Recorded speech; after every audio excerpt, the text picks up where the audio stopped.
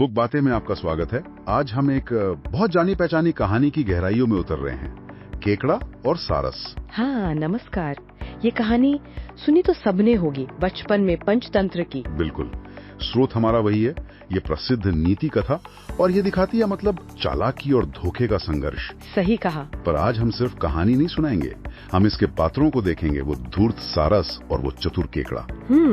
समझने की कोशिश करेंगे कि इसके पीछे के गहरे मतलब क्या हैं, कैसे मुश्किल वक्त लोगों का या यहाँ जीवों का असली रंग दिखाता है, और कैसे लालच और धोखा उनका अंत कैसा होता है और बुद्धि विवेक कैसे बचाता है। हाँ, तो सोचिए जरा, एक तालाब सूख रहा है, सारे जीव परेशान, और एक बूढ़ा सारस, वो आता है मदद का झूठा वादा लेकर। यहीं से कहानी दिलचस्प हो जाती है। बिल्कुल, चलिए इसे खोलते हैं। हाँ, क्योंकि ये कहानी सिर्फ बच्चों के लिए नहीं है, इसमें लाइफ के बड़े इंपॉर्टेंट लेसन्स हैं, विश्वास, धोखा, अपनी रक्षा।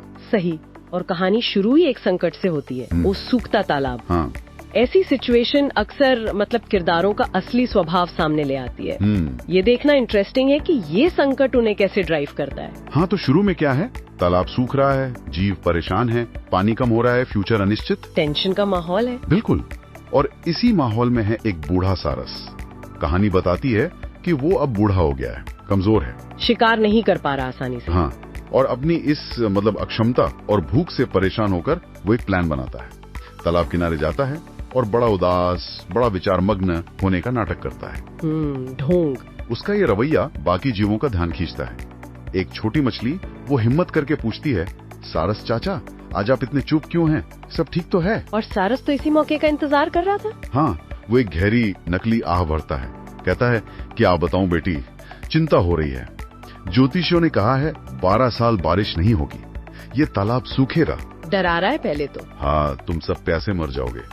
फिर उम्मीद की किरण दिखाता है, झूठी, उसका जाल। कहता है घबराओ नहीं, पास में एक बड़ी झील है, पानी से भरी हुई, मुझ पर भरोसा करो तो मैं एक एक करके सबको वहाँ पहुँचा दूंगा। अपनी पीठ पर या चोंच में, मदद का ऑफर दे रहा है। हाँ, यहाँ रुककर सोचना मजेदार है। सारस अपनी शारीरिक कमजोरी को, अपनी शिकार करने की जो घटती क्षमता है, उसे छुपा रहा है। बिल्कुल, और उसे एक झूठी परोपकारिता, एक मदद के मुखौटे में बदल रहा है। अपनी जरूरत यानी भूख, उसको दूसरों की जरूरत यानी सुरक्षा, उसके समाधान की तरह पेश कर रहा है। कितना आम पैंतरा है ये, है ना? बिल्कुल, ये सिर्फ झूठ नहीं है, ये पूरी एक साइकोलॉजिकल स्ट्रेटजी है। उसका कमजोर दिखना, दुखी दिखना, ये सब सहानुभूति जगाने के लिए है। अच्छा। वो संकट का, उस डर का इमोशनल फायदा उठा रहा है, खुद को हीरो की तरह पेश कर रहा है, जबकि असल में वो विलन बनने वाला है। और ये काम करता है क्योंकि मुश्किल वक्त में लॉजिक पीछे छूट जाता है, लोग उम्मीद पर जल्दी यकीन कर लेते हैं। हाँ, ये बात तो है। और यही विश्वास का एंगल आता है। वो मछलियाँ, अपनी जान बचाने की इतनी इच्छा है उनमें, हाँ, कि वो सारस की बातों पर आसानी से यकीन कर लेते हैं। वो ये नहीं सोचती कि ये तो शिकारी पक्षी है, इसकी बात की जांच करें। डेस्परेशन उन्हें अंधा बना देती है। बिल्कुल, ये हमें सिखाता है कि मुश्किल समय में हम कितने वल्नरेबल हो जाते हैं झूठे वादों के लिए। लोग वही सुनना चाहते हैं जो राहत दे, चाहे सच न हो। और फिर सारस अपनी योजना पर काम शुरू करता है। रोज एक मछली को चोंच में दबाता है, उस बड़ी झील का वादा करके। हाँ, लेकिन रास्ते में पास की एक चट्टान के पीछे उतरता है, हाँ, और उन्हें खा जाता है। बेचारी मछलियाँ। और फिर खाली चोंच लेकर वापस तालाब पर, और कहता है कि एक और को सुरक्षित पहुंचा दिया। और सब उसकी तारीफ करते हैं, दयालु सारस। ये उसके लालच का एकदम खुला प्रदर्शन है। लालच भी है और एक तरह का दोहरापन, क्रूरता भी है। वो सिर्फ मार नहीं रहा, उनके विश्वास का मजाक उड़ा रहा है। हाँ। हर बार लौटकर वो जो मासूम चेहरा बनाता है, वो उसके धोखे को और गहरा करता है। एक बुराई दूसरी को जन्म देती है, झूठ, विश्वासघात, हिंसा। शायद शुरू में बस भूख मिटानी थी, पर अब वो इस खेल का आदी हो गया है। लगता तो यही है। दिन बीतते हैं, तालाब लगभग खाली हो जाता है। सारस ज्यादातर जीवों को खा चुका है। अब कौन बचा? अब बचा है सिर्फ एक प्राणी, एक समझदार, अनुभवी बूढ़ा केकड़ा। वो शायद दूर से ये सब देख रहा था, कुछ शक कर रहा था। अच्छा। सारस अब उसके पास पहुंचता है। वही पुरानी कहानी, वही झूठा प्रस्ताव। मेरे प्यारे केकड़े भाई, सब चले गए, तुम अकेले हो, चलो मैं तुम्हें भी उस सुंदर झील तक पहुंचा दूं। Same script. लेकिन केकड़ा मछलियों जैसा भोला नहीं था। उसने पेशकश सुनी, शायद चेहरे पर वो नकली दया भी देखी, पर तुरंत हाँ नहीं बोला। उसने सोचा। हाँ, फिर उसने एक ऐसा जवाब दिया जो सारस के लिए अनपेक्षित था। क्या कहा उसने? केकड़े ने कहा, हाँ हाँ चाचा, क्यों नहीं, आपकी बड़ी कृपा, पर एक प्रॉब्लम है। अच्छा।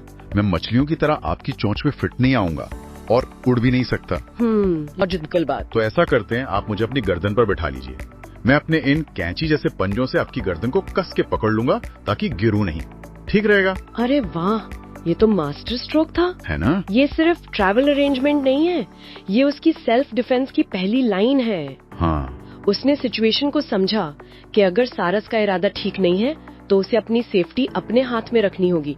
गर्दन पर पकड़ मतलब कंट्रोल। बिल्कुल, ये उसकी दूरदर्शिता है, उसका शक, उसकी एक्टिव सोच।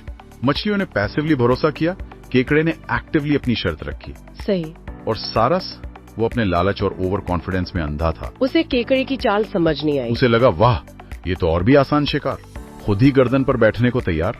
वो फौरन राजी हो गया। उसे लगा केकड़ा भी बेवकूफ है। हाँ, ये दिखाता है कि कैसे लगातार सक्सेस, भले ही धोखे से मिली हो, इंसान को लापरवाह और अहंकारी बना देती है। बिल्कुल, सारस का अति आत्मविश्वास ही उसकी गलती बनी। उसने केकड़े को अंडर एस्टिमेट किया। दूसरी तरफ केकड़े की स्ट्रैटेजी हमें कैलकुलेटेड रिस्क सिखाती है। केकड़ा भी रिस्क ले रहा था सारस के साथ जाने का। हाँ बिल्कुल, लेकिन उसने उस रिस्क को कम करने का तरीका सोचा, गर्दन पकड़ना। उसने किस्मत या सारस की दया पर निर्भर रहने के बजाय सिचुएशन में अपना कंट्रोल बनाया। ये बड़ा सबक है। किसी भी ऑफर को, खासकर जो बहुत अच्छा लगे, उसे हाँ कहने से पहले उसके खतरे भी देखो और बचने का उपाय सोचो। सही। अब कहानी पहुंचती है क्लाइमैक्स पर। सारस केकड़े को गर्दन पर बिठाकर उड़ता है। केकड़ा नीचे देख रहा होगा। हाँ, उत्सुकता से। तभी उसकी नजर पड़ती है उस चट्टान पर जहां अनगिनत मछलियों की हड्डियां बिखरी पड़ी थीं। ओहो, सबूत सामने। सारस के पिछले शिकारों के अवशेष। केकड़े को पूरी कहानी समझने में एक पल भी नहीं लगा।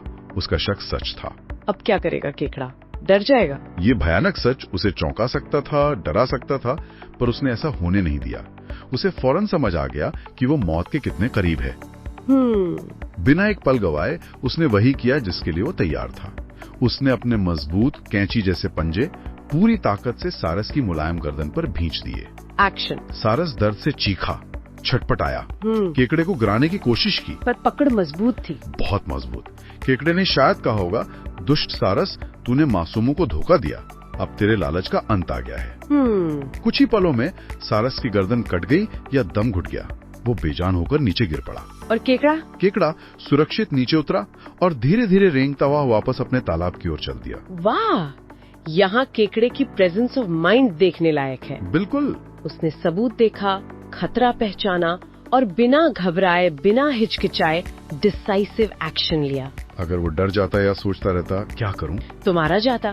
ये सिखाता है कि संकट में शांत रहकर तेजी से सोचना और सही कदम उठाना कितने जरूरी है। डर लगता है, पर डर को हावी न होने देना ही हिम्मत है। सही बात है। इसमें न्याय का एलिमेंट भी है। कहानी भरोसा दिलाती है कि धोखे का अंत बुरा होता है। हाँ, सारस को उसके कर्मों का फल मिला। बिल्कुल। और केकड़ा यहाँ सिर्फ एक सर्वाइवलर नहीं है, वो एक तरह से एजेंट ऑफ जस्टिस भी बन जाता है। उसने अपनी जान बचाई और विलन का अंत किया। शायद भविष्य के शिकारों को भी बचा लिया। कहानी का अंत होता है केकड़े के तालाब लौटने पर। वो वहाँ बाकी जीवों को या आसपास के प्राणियों को सारस के धोखे और उसके अंजाम की कहानी सुनाता है। सबको सच्चाई पता चलती है। और जैसा नीति कथाओं में होता है, कहानी हमें साफ सबक देती है। पहला लालच और धोखा आखिर में विनाश लाते हैं। सारस का हश्र उदाहरण है। दूसरा, चतुराई, विवेक और सही टाइम पर सही एक्शन, मतलब तात्कालिक बुद्धि, हमें बड़े से बड़े खतरे से बचा सकती है, जैसा केकड़े ने किया। तो इन सब का हमारे लिए क्या मतलब है? ये कहानी एक टाइमलेस वार्निंग है। हमेशा अलर्ट रहो, आंखें कान खुले रखो, खासकर जब सिचुएशन डेस्परेट हो। हाँ, या जब कोई बहुत लुभावना ऑफर लेकर आए। तुरंत भरोसा मत करो। मीठी बातें अक्सर कड़वी सच्चाई छुपाती हैं। बिल्कुल। और इस लेसन को हम आज के कॉन्टेक्स्ट में और फैला सकते हैं। ये सिर्फ लोगों के आपसी रिश्तों की बात नहीं है। अच्छा। ये हर उस सिचुएशन पर लागू होती है जहां हमें इन्फॉर्मेशन, सलाह या मदद मिलती है और वो भ्रामक हो सकती है। आज का युग इन्फॉर्मेशन एज है, पर ये मिस इन्फॉर्मेशन एज भी है। ये तो है। सोचिए, आज के सारस कौन हो सकते हैं? वो फेक न्यूज फैलाने वाले स्रोत जो चिंता या सनसनी फैलाकर हमारा ध्यान खींचते हैं। वो आकर्षक इन्वेस्टमेंट स्कीम वाले स्कैमर जो जल्दी अमीर बनाने का सपना दिखाते हैं। हाँ, होते हैं ऐसे। वो एड वाले प्रोडक्ट्स जो फायदे बढ़ा चढ़ाकर बताते हैं, नुकसान छुपाते हैं। वो सोशल मीडिया इन्फ्लुएंसर जो अविश्वसनीय दावे करते हैं। सही। इन सब की स्ट्रेटेजी वही है, हमारी भावनाओं का डर, लालच, उम्मीद, फायदा उठाना और हमें बिना सोचे समझे यकीन करने पर मजबूर करना। ये तो बहुत ही रेलेवेंट तुलना है। तो सवाल ये है कि हम आज के इन डिजिटल या सोशल सारसों से खुद को कैसे बचाएं? केकड़े की तरह कैसे बने? केकड़े की तरह बनने का मतलब है अपनी क्रिटिकल थिंकिंग को मजबूत करना। केकड़े ने क्या किया? बात सुनी पर तुरंत यकीन नहीं किया, संदेह। अपनी सुरक्षा की शर्त रखी, एक्टिव बचाओ। सबूत देखा और तुरंत निष्कर्ष निकाला, एनालिसिस और एक्शन। हमें भी यही करना होगा। बिल्कुल।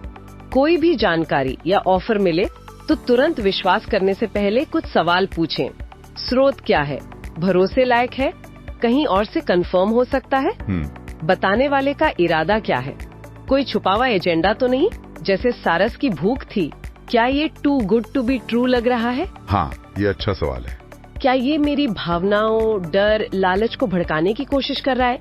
इन सवालों के जवाब हमें सिचुएशन को ज्यादा साफ देखने में मदद करते हैं। जैसे केकड़े ने हड्डियों को देखकर सच्चाई समझ ली थी। ये वाकई सोचने वाली बात है।